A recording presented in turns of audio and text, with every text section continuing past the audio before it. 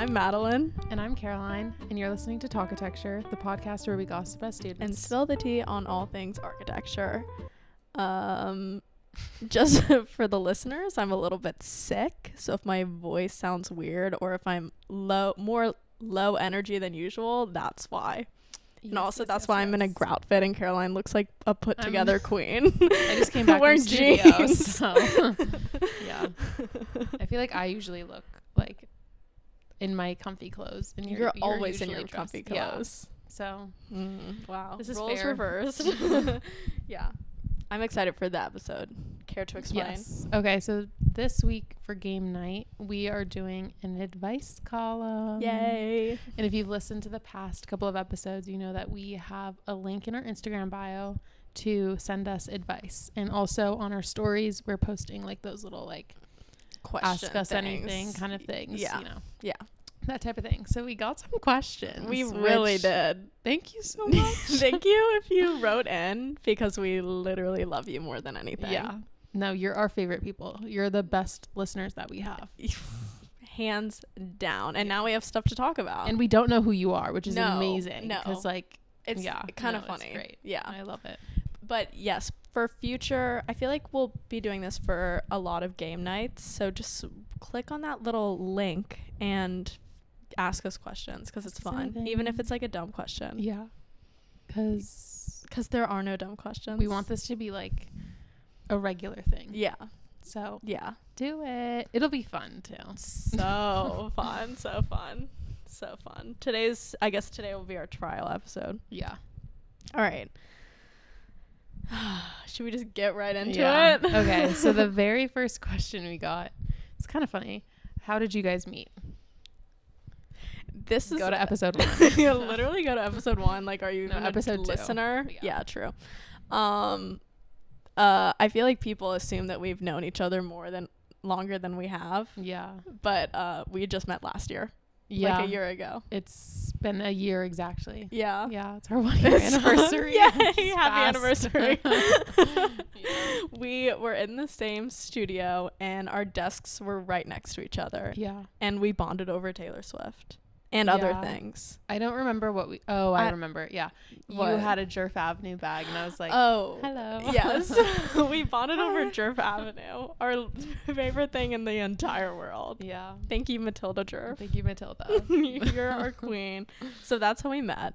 Yes. I feel like, yeah. Yeah. We weren't assigned seats, but like these other girls like knew Madeline because she was new to the group. And then...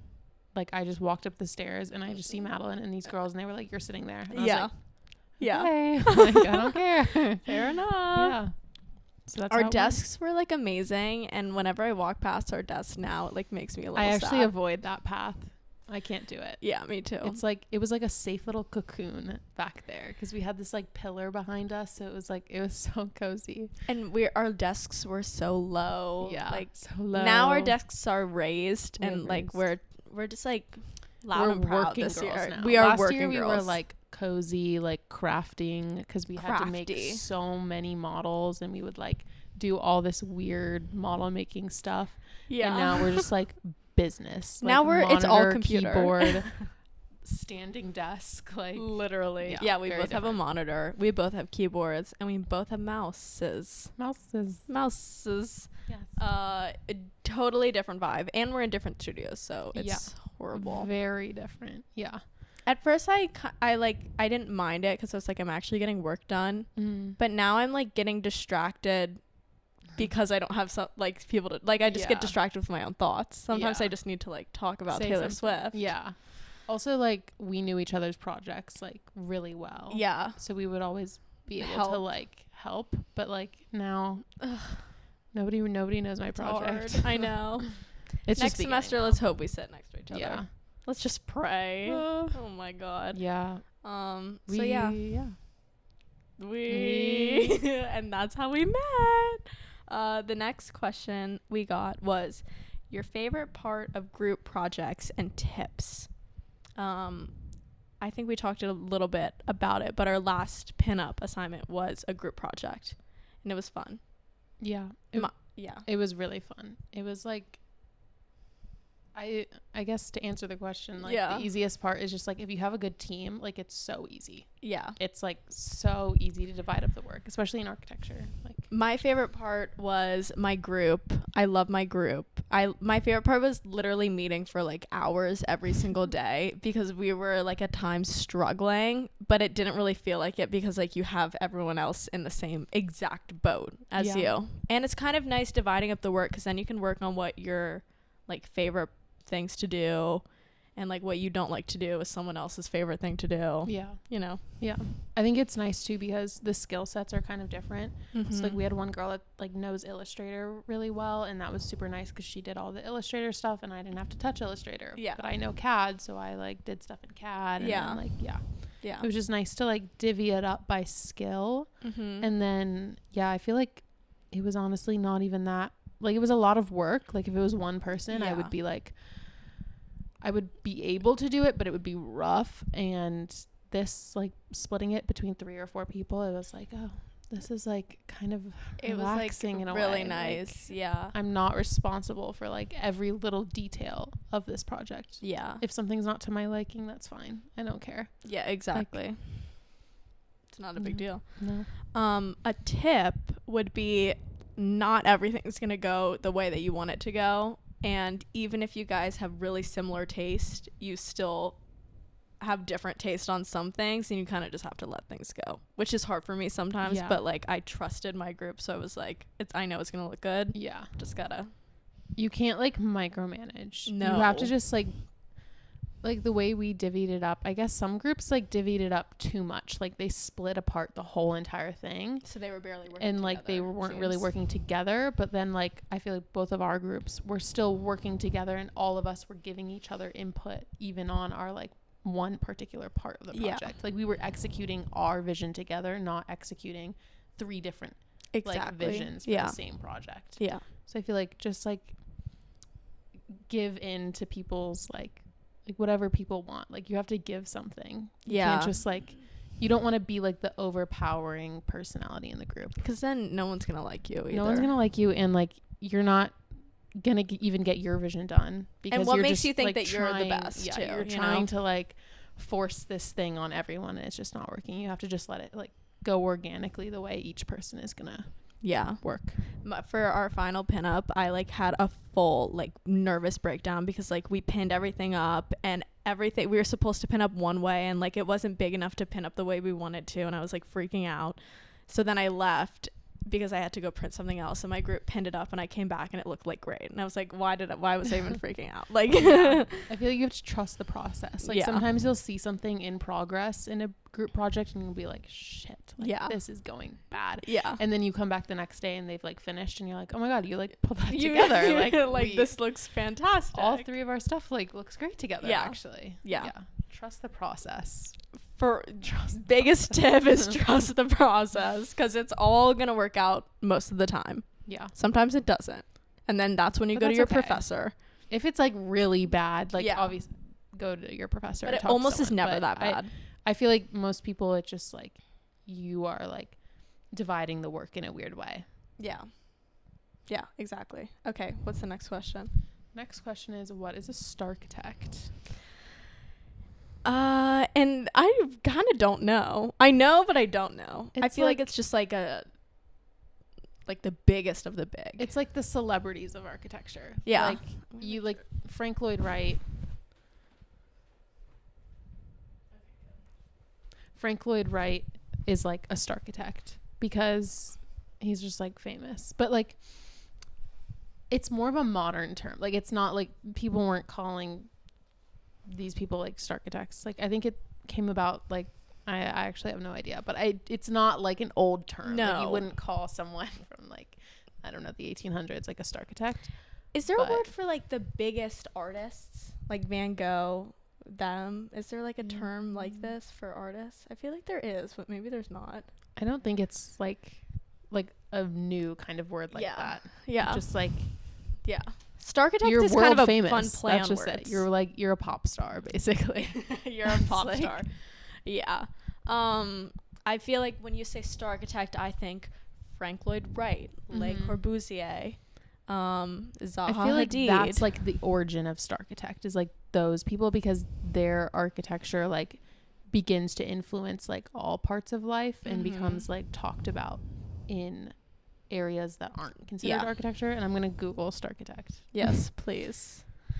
I love saying Starchitect because it's just satisfying, because it sounds like architect, but it's not. It's Starchitect. It's not. Okay. I can't spell Starchitect. Starchitect. Okay. It's like not even a real word. I don't even. Oh, okay. Okay, what does it say? I don't even know what the words in the definition are. I don't even know how to. Okay, Starchitect is yeah. a portmanteau. Used to describe architects whose celebrity and critical acclaim have transformed them into idols of the architecture world. Yeah. Okay. Yeah. We said knew that. Yeah. If any English majors know what a portmanteau means, and fame among the general public. Yeah. Yeah. So like us, basically. Basically. If you want to call us that, that's if you want to call us a Starchitect, well, I'll let it slide. It's okay. Yeah. Yeah. I feel like they're kind of controversial sometimes. Like, okay, if you know Bjarke Ingels, he's a Starchitect. I feel like he's the only Starchitect for me, other than Jeannie Gang, living right now. Like, I don't know if she'd be Jeannie isn't as big. Like, architects know Jeannie. Yeah. But like, true. But Bjarke like the Ingels, world doesn't. Everyone knows Bjarke Ingels. Yeah, I'm pretty sure.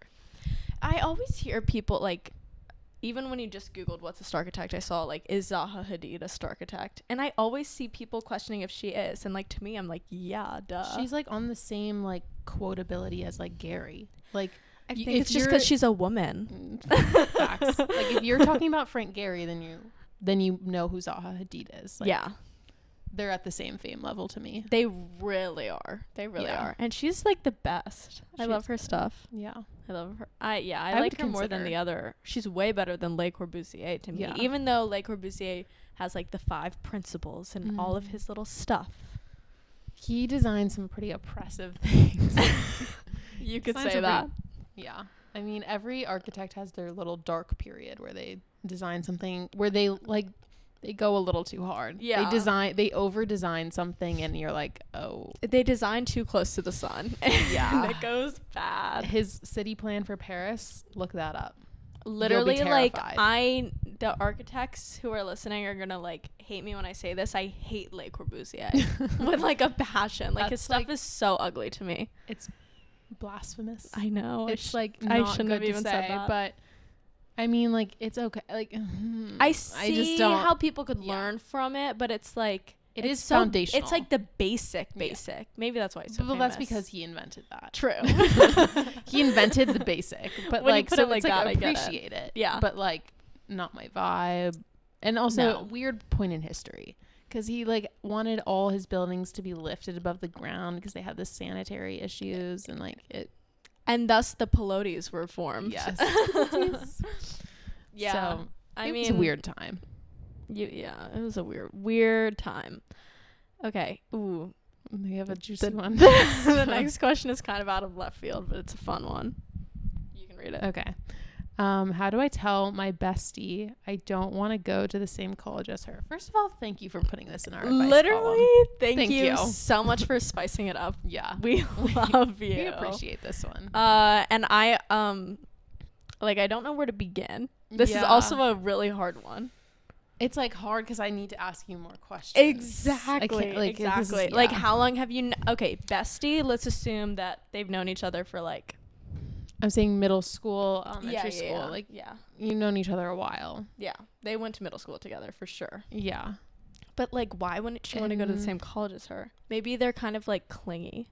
Well, I think like it's like college is like your time when you're trying to figure out who you are, and if you've been attached to one person your whole childhood, you want to experience a new social circle not being attached to them. Like, people want to go and leave high school and not be associated with who they were in high school. So I totally get it. This is a classic pipeline. It's a classic one. It's like so typical. You go to college, but you want to like find yourself. So you distance yourself from everyone you know, and then you're like wait, why did I do that? They're actually like my friends. Like, I don't know. And then sometimes you go back and sometimes you don't. But like, remember, like, you don't have to like totally reinvent yourself in college. You don't have to. And like, you could go to the same like, okay, if let's say you like the same school and you both just like independently came to the conclusion that you both like this school, then like you can both go there and freshman year just don't room with each other. Room with other people, meet other people. Your social circles will really quickly become different probably,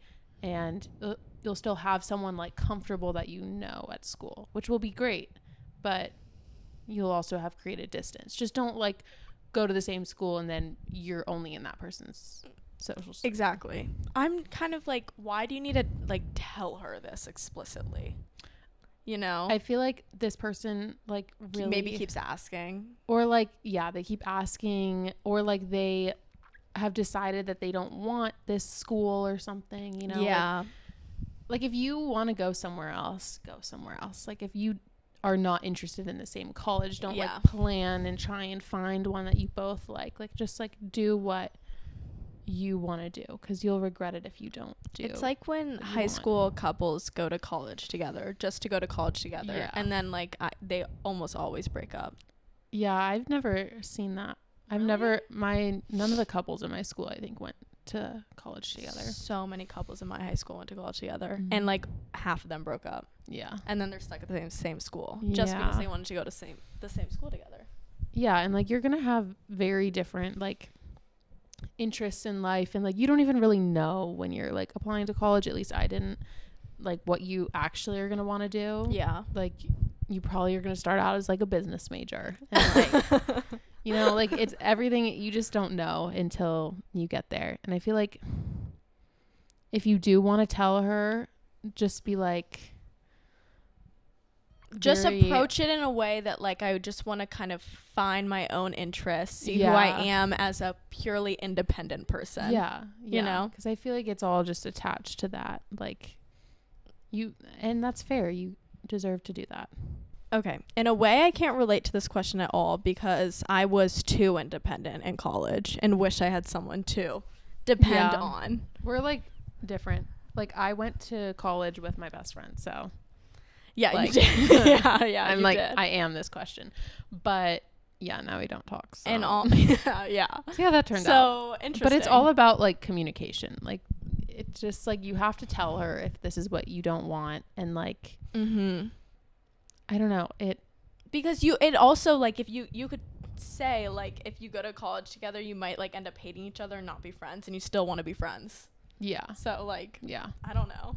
I feel like if you do go, just don't room together. Just like create your own least. Yeah, create your own like circle, because then you can still find independence at the same. Like I was very independent, had a job, had a completely different like life from my friend and roommate that I went to school with, and then our lives just like further diverged.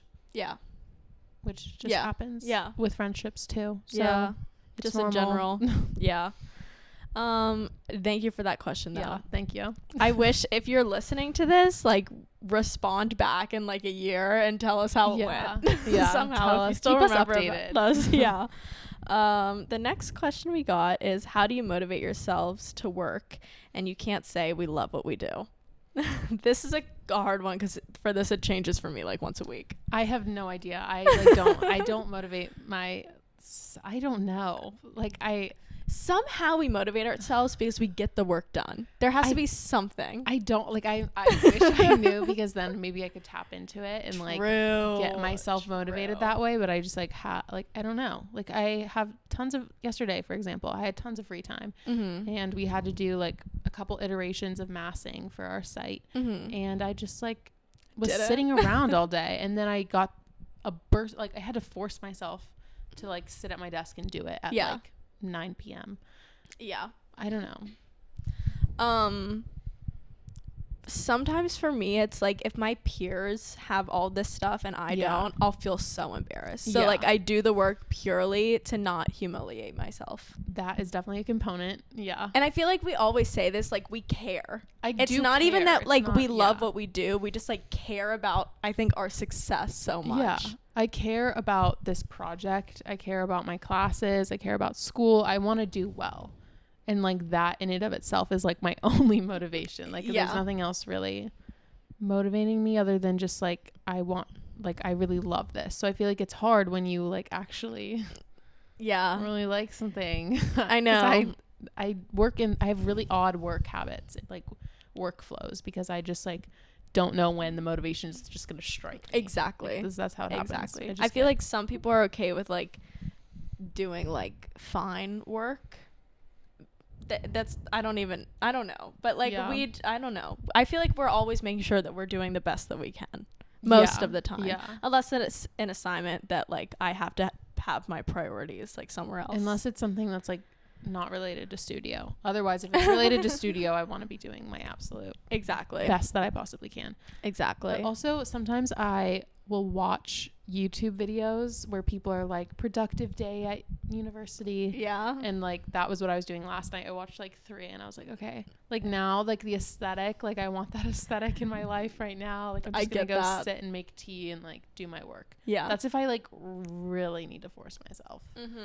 Sometimes listening to music motivates me so much. Like the past few days where I've had to like, actually, I haven't been doing any work the past few days. Last week, when I had to get a lot of work done, I was just listening to Doja Cat and SZA, like, all day long. And I was, like, dancing in my desk. And, like, I wanted to get work done. Yeah. So, like... music is a huge motivator. Yeah. It can change my whole entire mood. And I don't utilize it enough.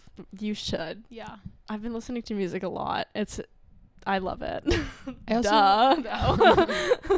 I also feel like our groups are kind of warping our motivation right now, because like I'm really motivated to get work done because it's not reliant, like my work right now isn't just for me, it's for my whole group. And like if I can't let my group down, like that's not an option, you know, like I have to like keep working because we have deadlines. Exactly. So I feel like that kind of warps it, because right now it's like linked to other people and I'm like, I'm not gonna like be late or procrastinate something because that means it's late and procrastinated for everybody. Yeah. So that and also our school is so hard.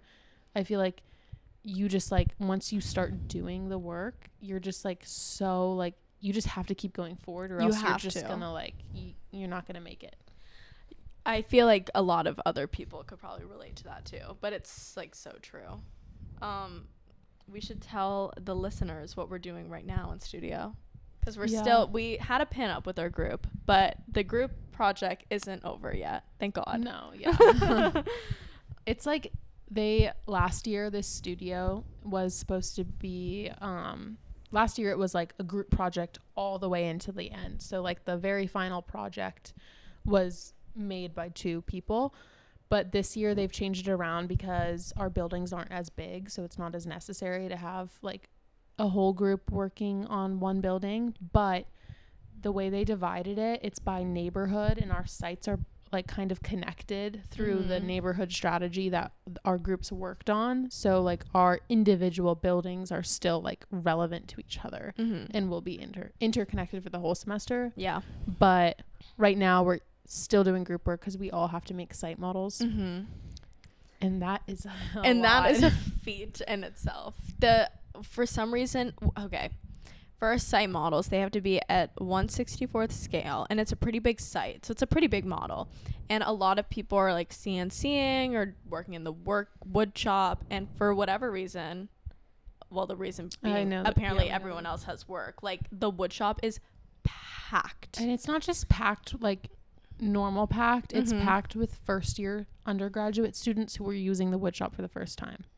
Because they have an assignment, apparently. They have an assignment due on Wednesday, and it has been like, and there's so many of them, it has been literal chaos. Like my group had to take a 15-foot like piece of wood from the work court and like cut it down into 3-foot sections to make this site model.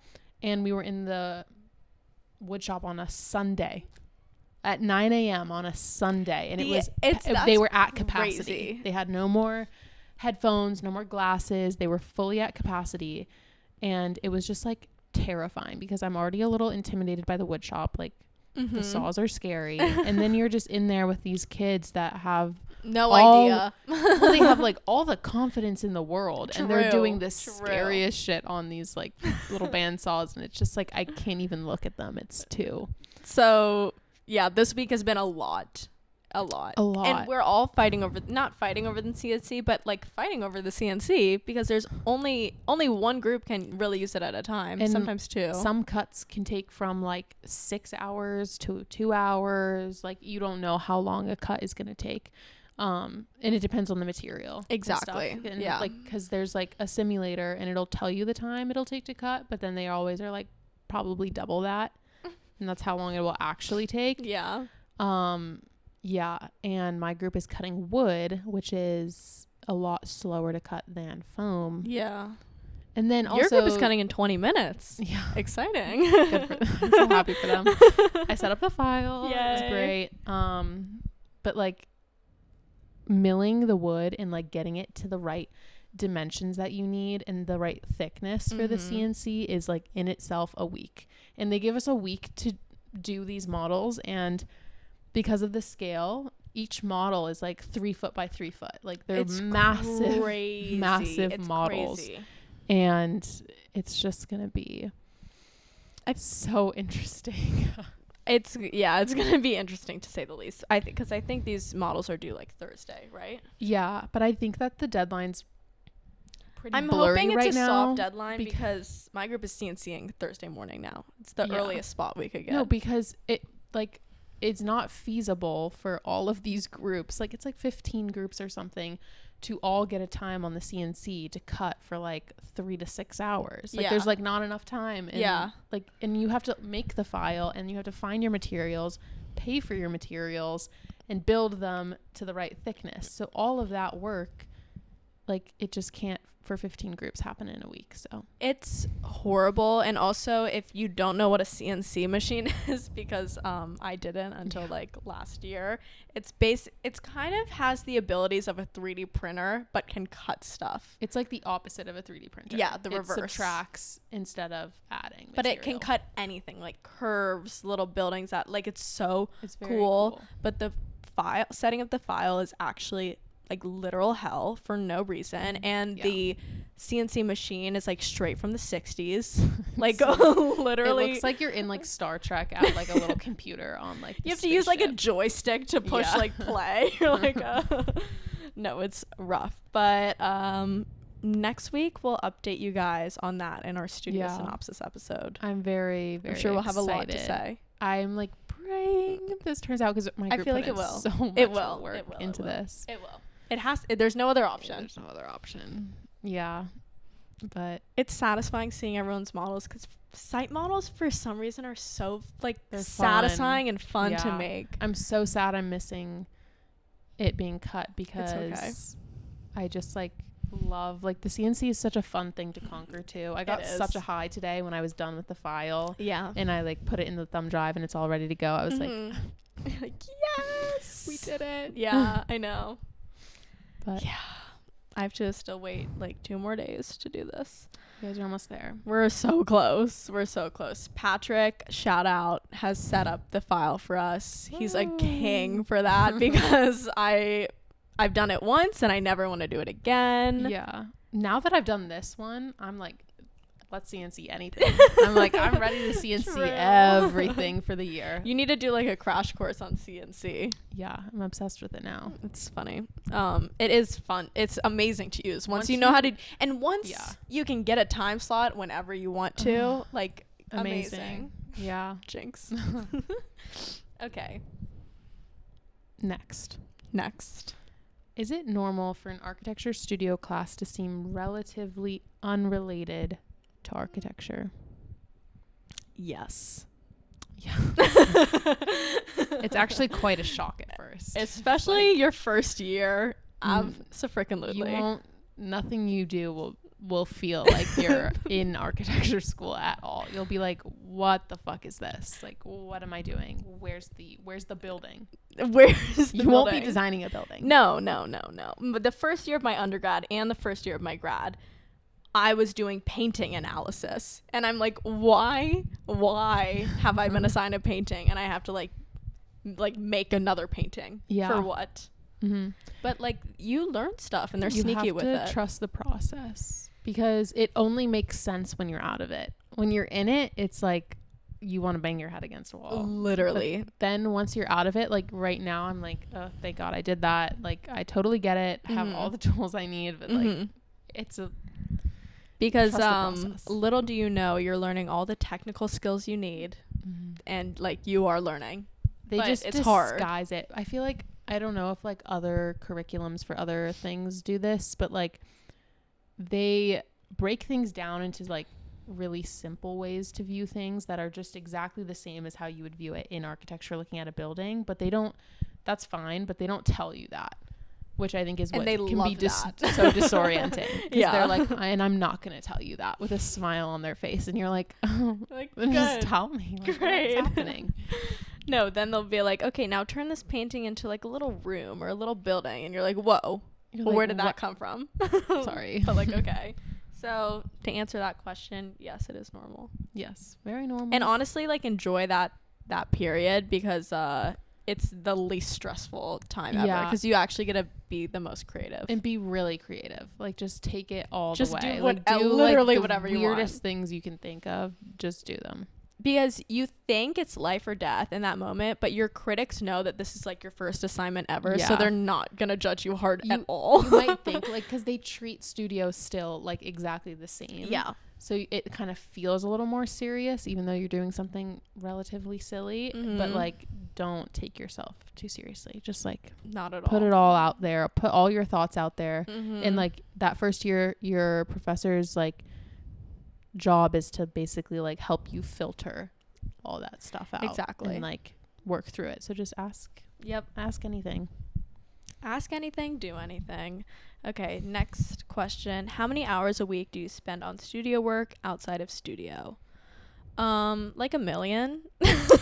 Yeah. Like, well, now, okay, I don't really even think of this as like hours. Like hours. It's more just like how much general work. I literally can't count them because I don't know. Like, I just like, this is all I do. This is my life. Like, it's mostly like 9 to 7. Not 9 to 5, but 9 to 7. So like yesterday, like I was at school. How long was I at school? A long time. I was at school for a while, and then I came home in the afternoon. So I was home at like 2 or something. I think 3. 2 or 3. Yeah. And then I didn't do any work until like 8 p.m. And then I did work from like 8 p.m. till 11 p.m. So it's like I'm doing this all, and in between that time, 2 to 8, I'm watching TV and doing other things, but I'm always thinking about my project and what, like, it's always in the back of my head. So like almost all the time, and that's not even exaggeration, like all the time, unless we're making dinner, watching TV, we watch a lot of TV, which thank God. And I'm thinking while I'm watching. Exactly. And our weekends, literally our weekend is every other weekend, because like sometimes, like 2 weekends ago, we were in studio all day long. But then last weekend, we went to my sister's homecoming, and this you have to stop saying that. We went to help her sister get ready for homecoming. We didn't go to the homecoming. A lot of people have gone confused. We did not go to the dance. We got my sister ready, and thank God, because what would she do without us? We curled her hair and put her makeup on and took photos. Stunning photos. Yes. Anyways, so a lot of hours. A lot But you know, you don't have to be that. Other people do it differently. We just are like obsessive for some reason. Because at the end of the day, we love what we do. We love what we do. We came here for a reason. No one's forcing us to be here. But it's true. It's true. Or else why else would we have a podcast about architecture? Yeah. If you don't want us to say, well, we just love what we do, like, we're not the wrong people for it. Because, like, clearly we love this so much that we have a podcast about architecture. Even on our off hours, like we're not clearly doing work right now. We're still talking about architecture. Literally, we're still talking about architecture. And I would have it no other way. Yeah. Okay. Do you want to read the next question? Yes. The next question is advice to yourself before you started architecture school. That's a good question. I like that question. Yeah. Before I started, okay, for me, it would be my undergrad. Yeah. I think, I don't know. You go first. I was going to say, like, go with the flow. Yeah. Like, just don't even question some things. True. Just, like, true. Just, like, let things roll off. Just, like, it's a lot of unexpected stuff, and it's not going to be exactly what you think it is, and that's okay. Yeah, that's good advice. My advice would be to not be intimidated by other people and ask all the questions you can, because my first year I was so confused by everything.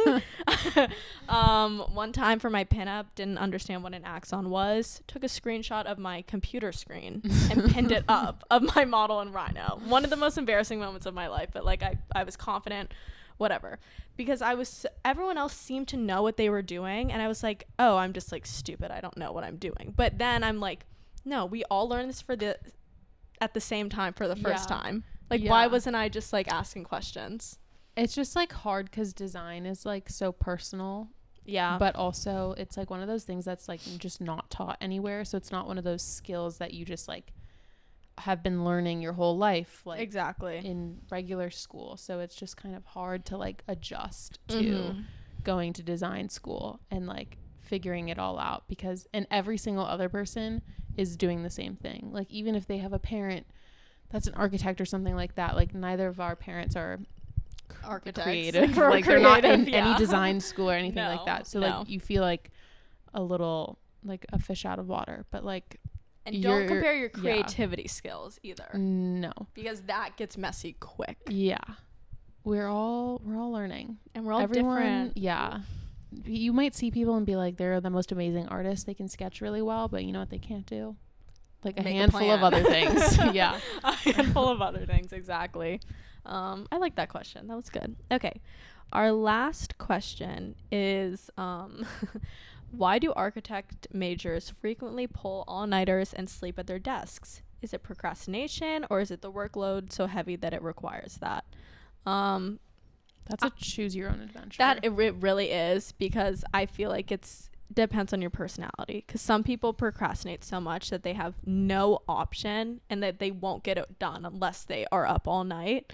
But then nothing that's done past 1 a.m. is good at all. So yeah, but also our workload is so heavy that sometimes I don't know, I feel like it's procrastination, because I've never had to pull an all-nighter, and it's a lot of work. I don't think a lot of people procrastinate in architecture school. I think what happens is that they pivot and they change their mind too much. That's sometimes really you true. Just have to stick with your gut and that first thing that you decided in like a couple months back, and just go with that, because a lot of people will change their mind and pivot too late, and then it creates more work for them at the end. We're learning this now. Yeah, which I've learned recently. Yes. So like yeah, it's like, it's also the problem with going to design school, because there's always something better. Things can always be better and change. But like at the end of the day, we don't have time to be doing an infinite long project. Well, also at the end of the day, we're designing like, I don't know how many square feet of affordable housing in DC in 3 months. In 3 months. Yeah, in 3 months. We're doing what an entire architecture firm would spend years and years on, like in 3 months, basically. So it's definitely the pivoting and like changing your mind. You kind of just have to find something that you like and stick with it through the end and like make it work.